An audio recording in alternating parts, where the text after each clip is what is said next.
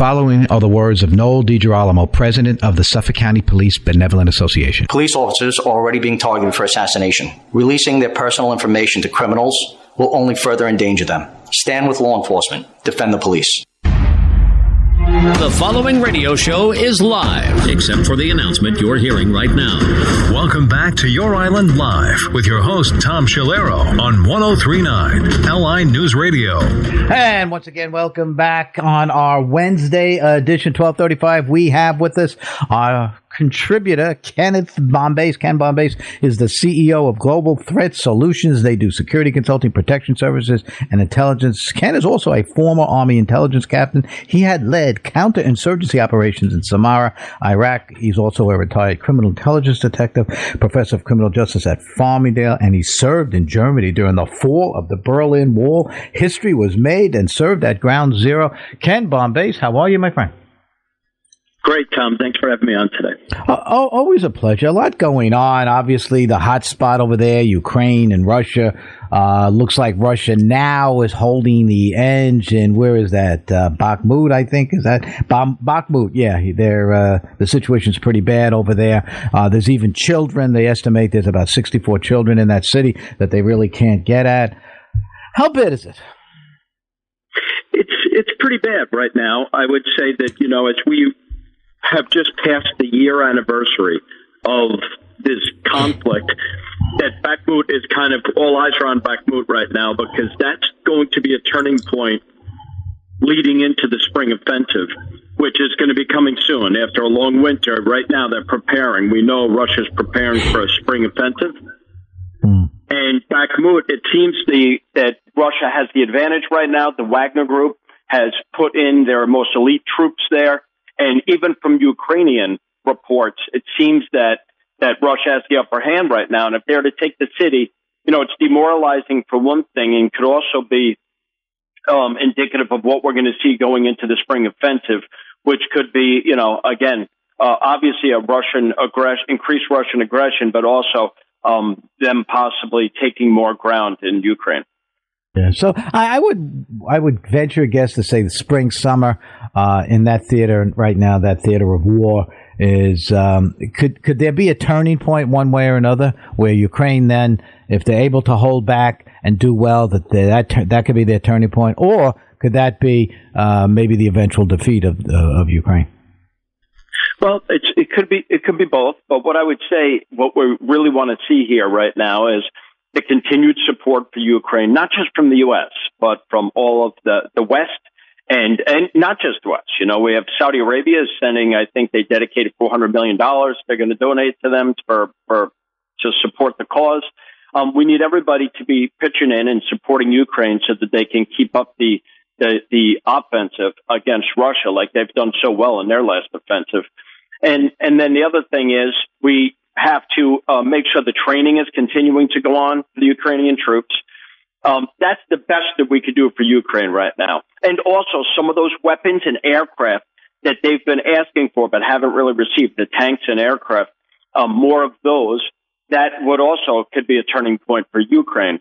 Now, I think something that also it should be going on simultaneously, Tom, right now, is on the diplomatic front. And I think one thing is that President Zelensky has to be realistic about his expectations and realistic about what a victory really looks like here in order to achieve peace. I think that he has to temper his expectations and say, I know right now not 1 inch of Ukraine will be given up. And I think if we're able to reach a diplomatic solution where we could stop this fighting, it's going to have to he's going to have to expect to give up the territory, at least temporarily, or maintain Russian control in Crimea and the land that it had since 2014. He's, I think, going to have to come to that realization if we're going to look for a diplomatic solution to this. I don't think there's any way that Putin's leaving Ukraine entirely and for any type of an agreement. A commitment by the Ukraine not to join NATO, is that on the table? Yeah, so that is on the table, and they've already said that they won't join NATO. But as we speak, Tom, Europe, the EU, and some countries that are members in the EU are talking about another alliance. So it's like, okay, we won't join NATO, but we're going to create this one in defense of Eastern Europe. So I'm not sure that's going to hold a lot of water with Putin at this point. They've already offered that before the conflict even started, saying that they wouldn't join NATO. I think it's beyond that at this point. And one thing about Russia is the world has come to a realization about their capabilities, right? They did not nearly have the military prowess that people thought they did. However, they don't give up easily, history goes, and they can win through attrition. And Vladimir Putin, I think right now, that is his strategy. They have third-tier soldiers they're recruiting now to send there. The Russian people are not entirely behind this conflict, but he keeps fighting and he keeps sending people. So I think that, if we can't reach some type of a diplomatic solution, it's going to be just ongoing spring offensive from the Russians and hopefully by the Ukrainians if they could muster the weapons and support to do that. And Russian troops, I understand that they offered some of their prisoners. Obviously, there's probably a lot of people incarcerated for crimes in Russia. And they actually gave them an out if they would join and go to the front lines with very little training and essentially just using them as human bodies that the Ukrainians could shoot at in order to waste ammunition. Is it that dire and that drastic to do such a thing? Oh, it is. And, and especially in modern standards right now, it just tells you one thing. We know there's been widespread war crimes committed during this conflict by the Russian troops and Vladimir Putin and his leadership. But I don't think anything's off the table for him. And the Wagner Group, I think, was instrumental in trying to empty jails and send prisoners there to fight. People have fled the country because they don't want their children dying in this. And the people that they're recruiting now with shortened training periods, the quality of the troops that they have is incredible right now as far as how poor it is on the Russian side. But they're a big country with a lot of people, and Putin doesn't show any signs right now of surrendering or at least pushing for some type of peaceful negotiation. I think there's got to be some reasonable expectations on the Ukrainian side if that's going to happen. And if not, we're going to have to be in this for the long haul as far as supporting them. And for that to happen, Tom, I think the U.S. needs to really start putting some pressure on our allies and other countries around the world, not just in Europe, to start stepping up and funding and providing more weapons for the Ukrainians, because we have paid far more than our share now, well over $100 billion, and we're still pledging. When President Biden visited, he pledged, I think, $50 billion or another 500 maybe. And then we had Janet Yellen there also pledged another, I think, $10 billion. We need our allies to step up right now and start supporting this conflict the way that we are, especially since many of them are in much closer proximity to this conflict and for that matter, probably in greater danger. And they should be taking this more seriously.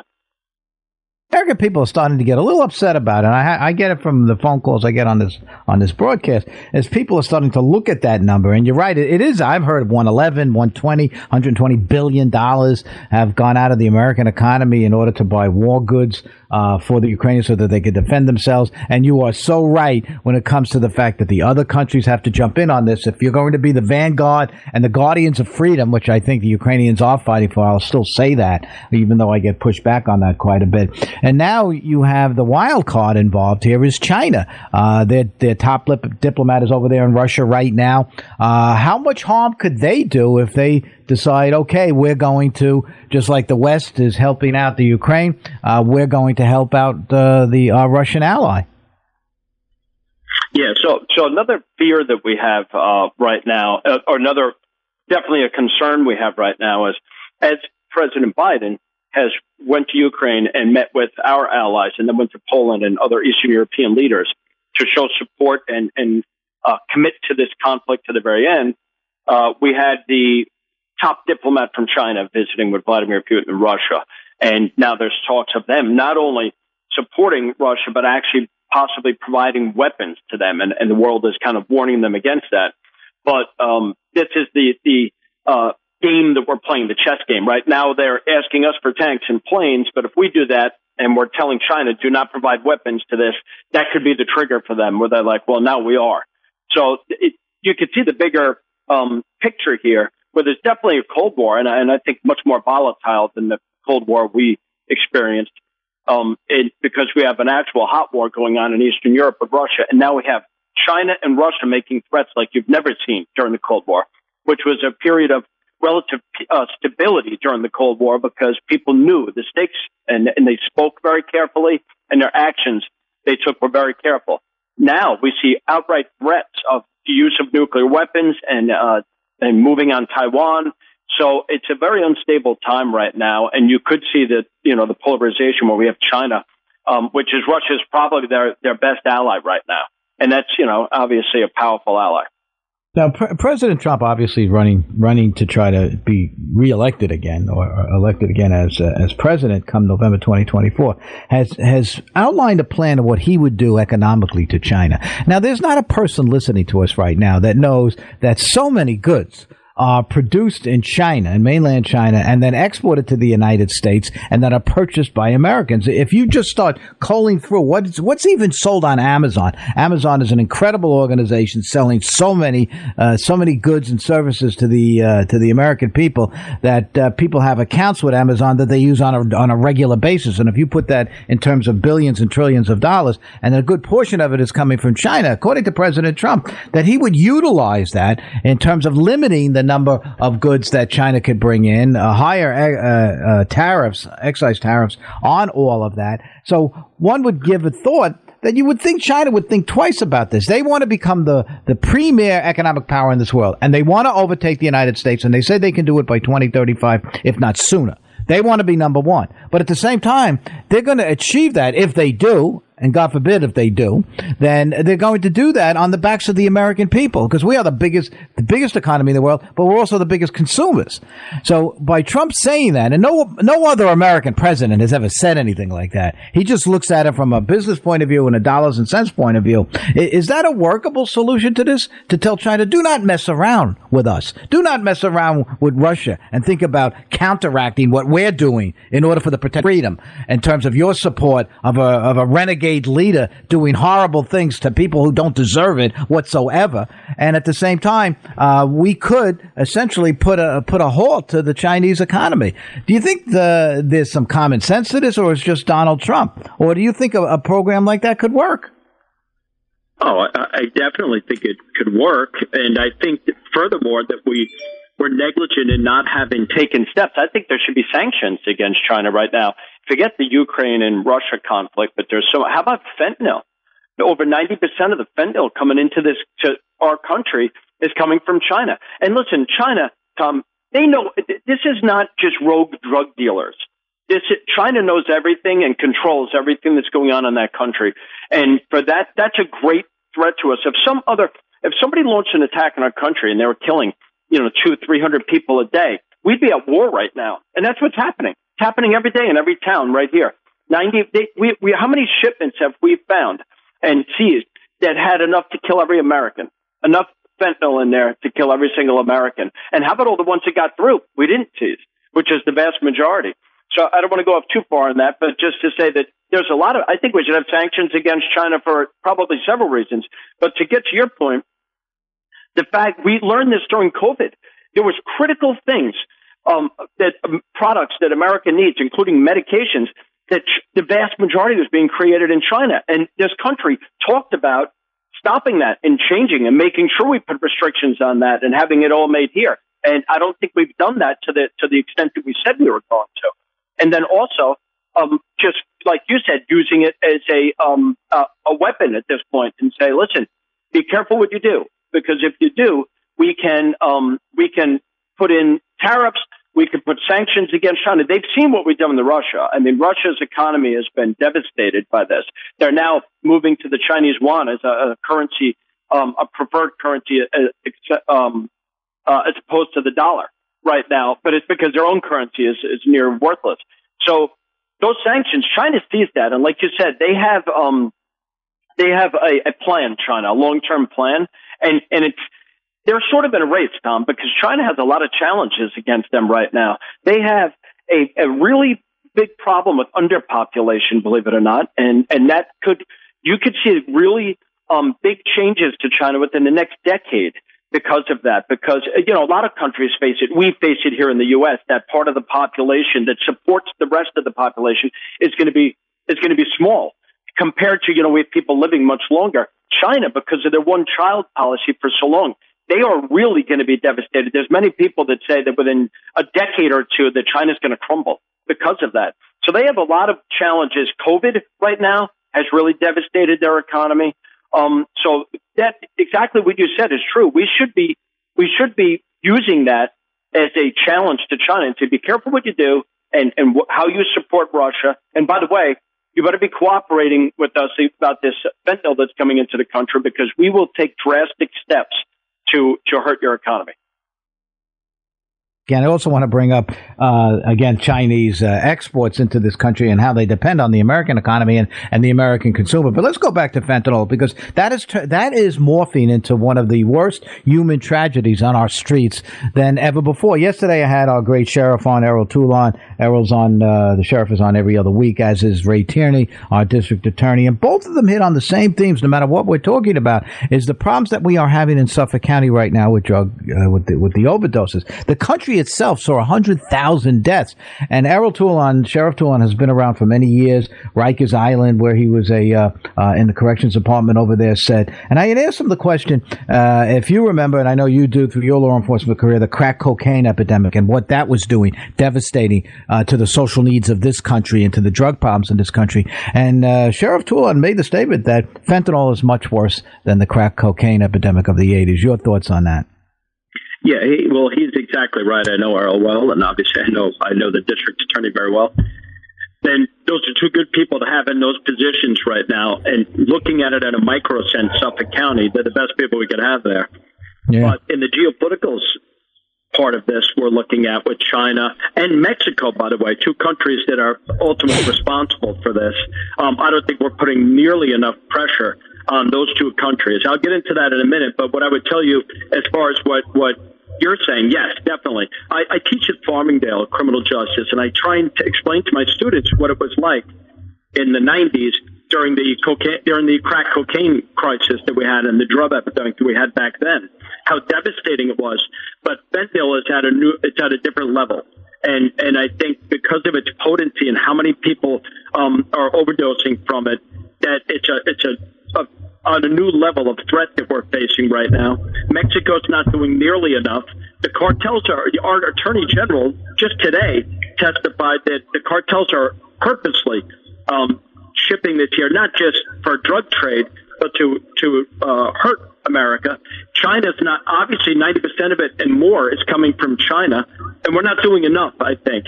When you have that many Americans dying every single day from something, it's an act of war. I think it has to be considered an act of war, and we need to handle that accordingly. And I don't think we're doing nearly enough. Yeah. So when one, again, experiences these horrific numbers, doing that comparison between the 80s and what exists now, and again, a big part of China, and they're essentially importing or sending that stuff over on the black market so that it can cross on our southern borders and so on, which is another problem. And it just seems like it keeps happening and happening and happening as far as, problems are concerned and so on. Just about a minute or so left. Just quickly, I believe the people of Chicago have spoken. I spoke about it earlier in the first segment, that they ousted the mayor there, first mayor to be ousted in 40 years in the city of Chicago. And essentially, almost 90% of the people said they would not vote for her because of her lack of movement on crime and the fact that Chicago has seen horrific crime numbers and so on. Do you think we're starting to turn the corner on this new defund? We need to look at other aspects of criminal justice as opposed to our police and so on, that we're finally going to get right down to bare basics and support our cops on the street? Well, Tom, I've been following this too, and I hope so. I hope this is also a sign that we're going to see other cities like Portland and LA and New York City start to take action, that people are finally fed up enough where they're not going to support these politicians that will simply not take the steps necessary to fight crime. And we'll start to see a difference across the country and support the police the way they needed to be supported for the last 3 years. So that's what I hope. Yeah, I hope the same thing, and let's see which trend will move in the right direction. Once again, Ken Bombace, Ken, one of our contributors here on Wednesday. We'll talk to you again next week, my friend. Thanks, Tom. Okay, we'll take a short break. Let's talk to Rich Chris when we get back.